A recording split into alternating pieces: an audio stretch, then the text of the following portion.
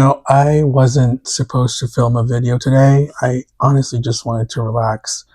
But an idea came to me this morning as I was journaling, and I just had to share.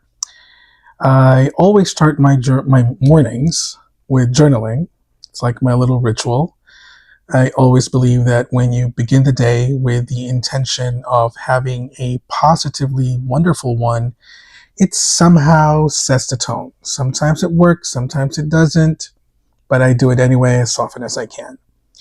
So there I was writing a short journal entry with my studio Agashka pen when out of the corner of my eye, I noticed my pen tray filled with my Japanese pens. And I thought, wait, why am I not using these for journaling? Then it hit me for some unknown reason, subconsciously, I reserve them specifically just for planning. But why? Why am I not reaching out for my Japanese pens when I sit down to journal? So that's what I want to talk about today. Hello friends, welcome back to the channel. And if you're new here, my name is Freddie and I love to talk about pens and stationaries. So join me today as I figure out why I tend to showcase my Italian or maker's pens on social media, while the pens that actually do the heavy lifting in my daily life, my Japanese pens, barely get any attention. It feels unfair that the pens that care for my everyday writing needs are the ones I never highlight. And believe it or not, this was all subconscious. I didn't realize it until today, and I genuinely felt a little bad about it. So let's dissect this together and maybe you can share your own thoughts in the comments. So let's start with the obvious question. Why don't I use my sailors, my pilots, or platinums for journaling? It's not because they're mediocre. Far from it. These are incredible writing tools. They're not cheaply made either. If anything, their proprietary nibs are, in my opinion, some of the best in the industry. So why are they the underdogs? Let's talk design. My Japanese pens lean on the minimalist side. They lack the swirls, the bold patterns, the heft of my Leonardo's or some of my maker's pens. In my opinion, or my personal opinion, they don't have the same allure that screams, write with me, please. So now I ask myself, is this about aesthetics versus usability? Am I really that fussy that when I'm journaling, I need a pen, a specific pen that reflects my mood or sparks emotion? Well, actually, let's be real. If I'm in a fantastic mood and I want to scream it out in my journal, how exactly is a Pilot 823 helping me capture that feeling? Or even the vanishing point. It's a gorgeous blue, right? It's an amazing writer. Wait, it clicks. But it's missing that emotional connection.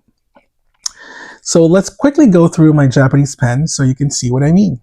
All right, first up is a collaboration between Sailor Pro Gear and Wancher, and this is called the Hydrangea. This one came in a 21 karat fine nib, just to be sure. Yep, it's a fine nib. And the cap and the grip are both in that bold purple, while the finial and the barrel are both in the translucent teal. Really nice combination. I love this. When I bought this, I accidentally picked a fine instead of my usual medium fine, which is fine because it was love at first sight. The minute I saw this, I just needed to buy it. I mean, it has those bold colors that I love. And of course, that unmistakable sailor feedback that's music to my ears. How can I resist? And yet, surprisingly, I only use this for planning, specifically for my Hobonichi weeks.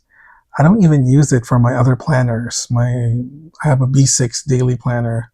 Very, very odd.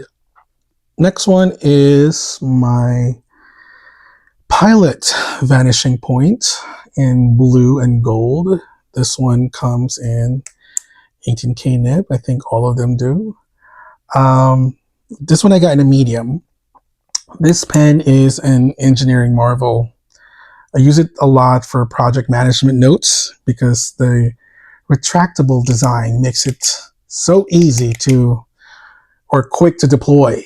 So I don't need to unscrew anything or wonder if I need to post it or not. It's just click and write, click and write. In a world, or in my world, where ideas strike at any moment, this pen is a lifesaver. And yet, again, it still doesn't get the prime time it deserves. Next one is my Platinum 3776 Century Coffee Jelly. This one, I think this is one of my newest ones. This one comes with a 14K fine nib. This one is in constant rotation for note taking. Platin nibs, let me open it again. Platin nibs are typically on the drier side, and if you pair it with a fine nib, you could practically write on any paper.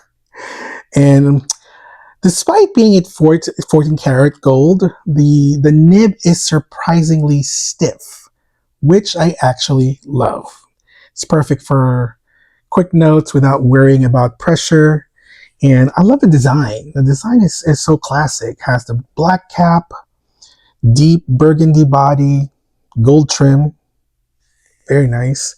Very, very good looking pen. Fun fact, if you're not familiar with the Platinum 3776 series, the 3776 or 3776 is a nod to the height of Mount Fuji. And this pen, or this silhouette, the 3776 series, has won so many awards for its design. Another good thing about Platinum is the slip and seal mechanism. You can't see it because the cap is pretty opaque. The slip and seal mechanism, it keeps the nib from drying out for up to a year, they said. I haven't tried that yet, but that's what they said. And yet, with all that overly engineering,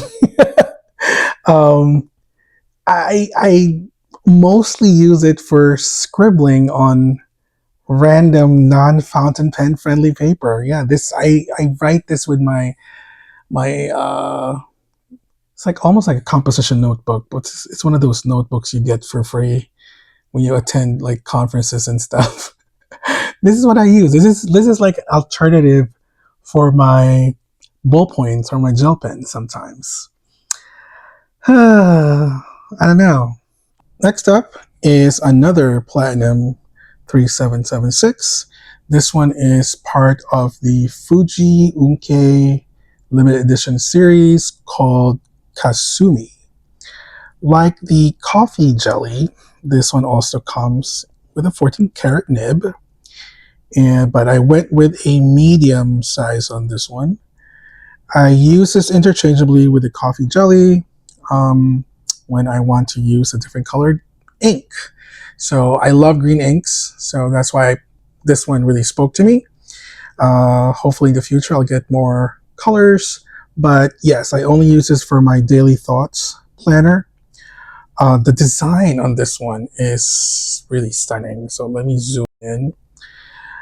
The barrel, where's my little wand? The barrel, I don't know if you guys can see it.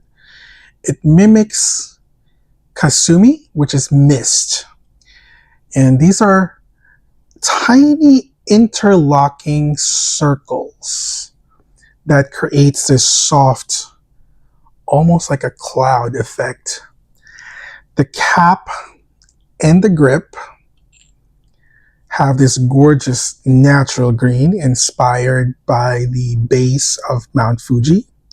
So essentially, this pen represents the harmony of Mount Fuji with the clouds and the greeneries surrounding it. It is a breathtaking design, breathtaking pen. Very, has a really nice inspiration behind it. And yet, I've never really mentioned it until now. All right, last but not the least, my ultimate workhorse.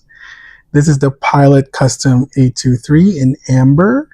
And this one I got in a medium nib. This is also in a 14 karat. This is a staple. Like, in my opinion, this is a staple for anyone serious about fountain pens. This translucent amber body and the vacuum filling system are just simple, as you can see, but brilliant, as all Japanese pens are. Like, overly engineered, brilliantly engineered pens. The ink reservoir on this one is huge. I've used this pen almost daily since I got it, which is about around, I want to say, July last year. I can't remember. And I've only inked this probably 3 times, refilled it 3 times. That's how good this pen is. And look, there's still some in it. But because of the vacuum mechanism, and honestly, my laziness about cleaning, it's been only filled with the same ink since day one. Don't ask me the ink. I can't remember right now. I know it's one of those coffee ones. I think it's Cafe Crema, if I'm not mistaken. I think it's Cafe Crema. Anyway, but yeah, it's not a very flashy pen, but it's extremely reliable and practically indestructible. I never baby this pen. I don't put this at a sleeve or anything. I literally throw this in my bag every time I go to the office. So this is a forever pen. I could never resell this because it has so much scuff right now. I have no idea. So have you figured it out? For me, it really comes down to form versus substance. These Japanese pens are full of substance. They're made to write and will never, ever fail you. I'm not saying that they lack style or form, but for my use case, their usability outweighs the form. With these, I don't have to think twice. I can just grab it and start writing with it. And that's never a bad thing, right? On the other side of the spectrum, with my, let's say, Leonardo's or Esterbrook's or my Maker's pens, yes, they're colorful, artistic design, and because of that, that forces me to slow down for some reason. They make me appreciate the design and the stroke of that nib on the paper. They invoke emotion, and because they're so colorful, I can pick one to match my mood, right? And I don't do monthly pens. I tried it didn't work for me because I would literally grab a new pen at any moment just because. Sometimes I end up with 15 to 20 currently inked pens. It's all great until I have to clean them all out. So as I say this out loud, I guess I can admit I am a little picky in that way, and I'm okay with that. It's perfectly fine to be intentional with your pens, right? I get pens, or I buy my pens not for display. I thoroughly enjoy inking them up and use them on my journals or planners. I have pens for specific purposes, and as long as my system works for me, I'm going to keep using them that way. Listen, I am a Taurus. I strongly believe in order, comfort, and routine. And I also believe not to ink your blue pens with black inks. That's just tacky. But that's a different video. And that's it for today's little pen therapy session. It feels so good to finally give my Japanese pens the spotlight they deserve, even if they're quietly doing all the hard work behind the scenes. If you have a favorite everyday hero pen that doesn't get enough love, I'd love to hear about that in the comments. Maybe we can all give our unsung pens a little appreciation, or extra appreciation, I should say. Thanks so much for hanging out with me today. If you enjoyed this chat, don't forget to give it a thumbs up and subscribe so you don't miss future pen ramblings and reviews. Until next time, keep writing, keep journaling, and give those workhorse pens some love. Bye.